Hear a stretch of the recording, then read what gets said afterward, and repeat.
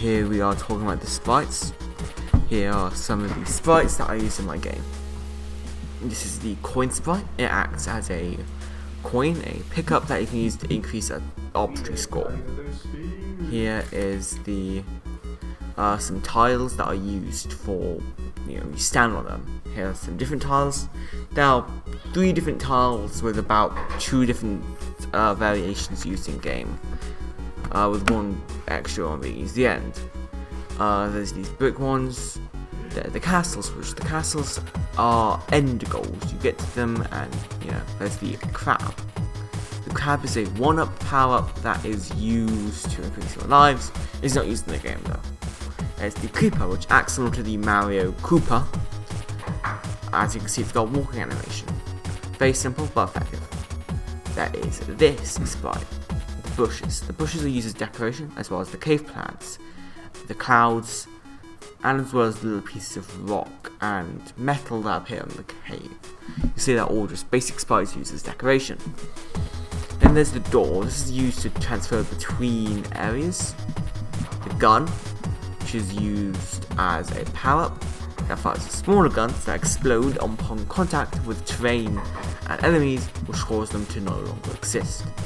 The creeper head, which is used when the creeper dies. It acts as a creeper shell. It cries because it's got no body. The mystery block, because he's got the animation to it, which is just like an animation. There's what happens if you jump on it. There's some things used in the end of the game. You have sprites used in the game. There's a power up, a different power up. There's a handful of different power ups in the game. They're all going to have their own unique sprite. There's an enemy. This enemy is like Koopa. It will just move back and forth and jump on it to kill it. Very simple. There is the player models. Now there's a lot of different player models. There are multiple for each. There are multiple different player sprites. As you see, there's ones that have different power-ups.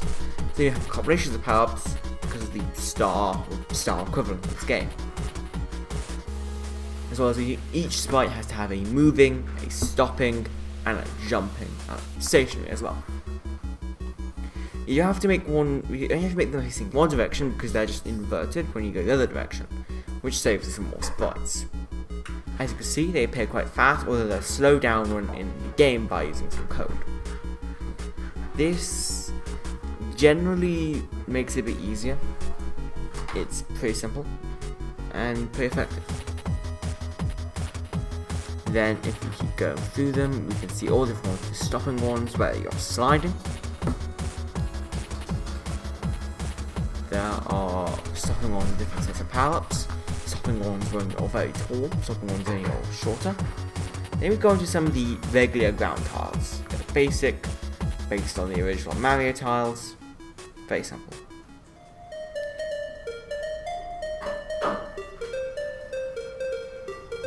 Now we're on to creating the code in the game. As we can see here, there is the code. There is code for the player moving, for changing the sprites. The code, there's a lot of it in the player. The player's got most of the code in the game. All different code for all different types of movement, for the sprites, for the power-ups. And a lot the player has to handle when it comes to the code. It's done through a lot of code. It is hard to understand at first glance, but if you dissect it, you can clearly find out all the meanings. You can see there's big amounts of text, there's big amounts of code, which if you sift through it. There's the green code, which is not in use. There is, if you look through here, there's code regarding the create event, which is basically how when it's created in the level, that's what happens. Some more code within here, and some more code in here with collision and moving off screen and stuff like that. There's a creep. It's got code for when you collide with it to die, or it dies, depending on where you collide with it. And there's just more code. There's a bit of code all over the place. Yes, the enemies have a bit less on the code. This has a little secret in the game, and it's got some code. 6 main card with it.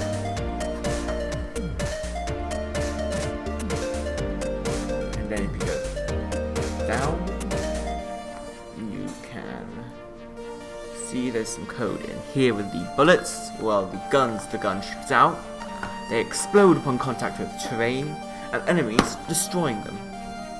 And there's the 1-up. The 1-up crab was never used, but that doesn't mean we can't have a look at it. Adds an extra life to the life counter. And then there's here, this is the draw GUI for the beginning. There's no spike for this object, but it exists purely to draw the GUI at the beginning. Face up. And now we should soon be getting onto our next object, which is, if you look at it, this one, which is the end screen. When it ends, it will display some text, and then you press a button.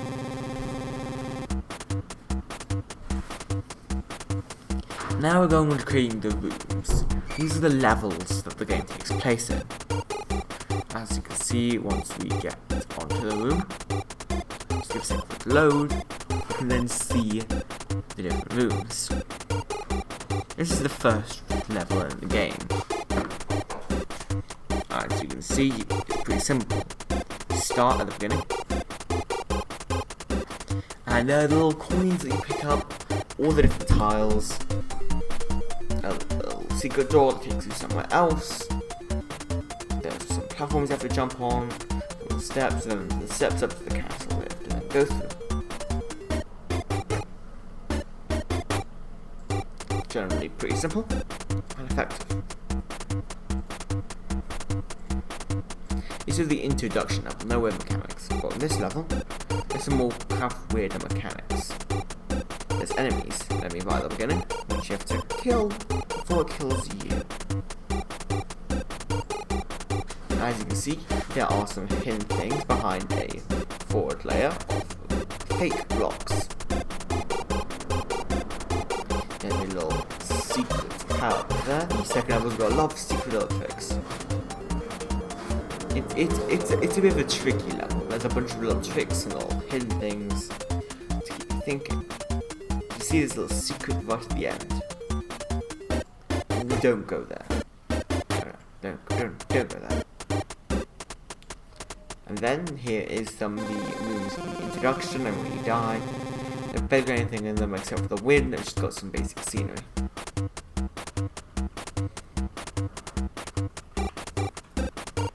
And now we should soon be getting on to playing. So there are all the rooms. You switch between the rooms based on various inputs. And now soon we'll be able to see them in action when we go on to our next segment.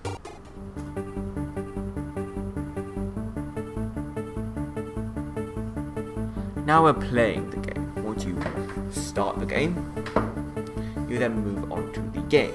You can hit these boxes, and you can see the coins spinning in circles. And it keeps flashing. There's no maximum or minimum you have to get for the coins. You just pick up them as you go. These are hints to kind of guide the player, like there's coins here, so we're going this way. Which is generally good game design. We will soon be getting onto the cave level as we're going upstairs. And now we're in the cave level. You jump on that guy. Cave level is a lot harder, a lot more difficult platforming because there's some low ceilings. We jump on the enemy. Now have to get past here. Now if you get to this hole, which is annoyingly small, it's there to kind of just slow the player down so they don't rush through the game too fast. And there's the gun, which we have to carve out a little hole through the wall using our gun. We then move on and we fall down the hole because you see it's a hard level. Not even now I'm too good at this. We fall in the hole because again it's a hard level. We go through here and there's a little secret I want to show you. Once I get to here, I jump through. It appears the secret is getting shown is getting shown later. See, this shows I can die. Now I'm going to show you the secret. So I go through the level just like I normally do, although I turn back. Now this makes this secret. You see that door up there? It leads you to somewhere very special. You don't die when you go down there. You obtain a power-up that makes you taller. This power-up is not useful because you cannot get through this hole. It basically is there because it's funny, you see? You get the power up, but you can't use it. It's a funny little trick. It's a funny thing. You then get through here, and you can jump to this hole. Again, it's hard. And I have to try not to get killed by that enemy. And now there is some effects from the guns. You see there's effects when it hits things, there's smoke, and there's little flares. It's pretty cool. Now you can see I have completed the game. There's a little ending screen, thank you for playing, with the little ending screen room being displayed.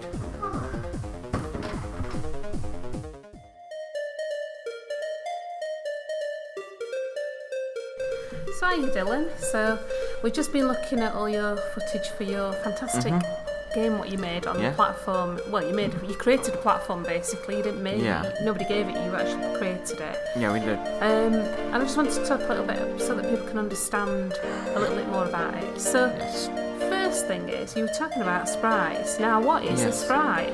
A sprite is an image that is used on an object. It's basically an image in a game. As you can see, those sprites were very low pixel count because they were isolated style game. A sprite is basically an image. You might see sprites in other games. They don't have to look like that. For example, games like Hollow Knight, the sprites are more detailed, while on other games the sprites might be more simple. A sprite is an image that's used in a 2D game. So, when you got to coding then, I noticed that when you were coding, you dragged in the sprite into something, and then you created code onto that sprite. So does that then I guess makes it into an object? Yes. And then I guess from there you can do lots more with it. Yes, I apply the sprite to an object. You can change what sprite the object is using. You know this thing. The object basically has a sprite. You give the object a sprite, and then what the object looks like. Some objects don't have sprites. That means you can't see them. They're used for objects that do things in the background, or the back end kind of stuff. Those kind of objects. Oh, that's sort of like the scoreboard, that type of thing. Yeah, that stuff was done in an object that had no sprite. It was always there. It was you could just never see it, and it would never interact with anything in the game world. Brilliant. So when you were creating the sprites for your game, what sort of influences did you have for some of the characters? Because your character's pretty cool, and he looks really good when he's running around. So did you have an idea behind that? Actually, yes. It's a funny story. The entire game is based off a bunch of inside jokes and memes, not only from the coding group I was in, but from this other club I went to. This inside joke that I based the entire plot of the game on.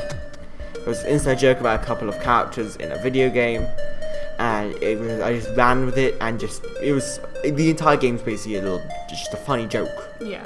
It's a joke kind of related to this group. Definitely. I mean, when you told us about how the character stretches out, and that basically there's no real use for him doing that, but it's quite funny that you think, hang on, why did that happen? But then you think, oh, it's just funny, it's just good fun. Yes, the entire game is a joke. It's not supposed to be taken seriously. It's supposed to be a funny little joke that just happens.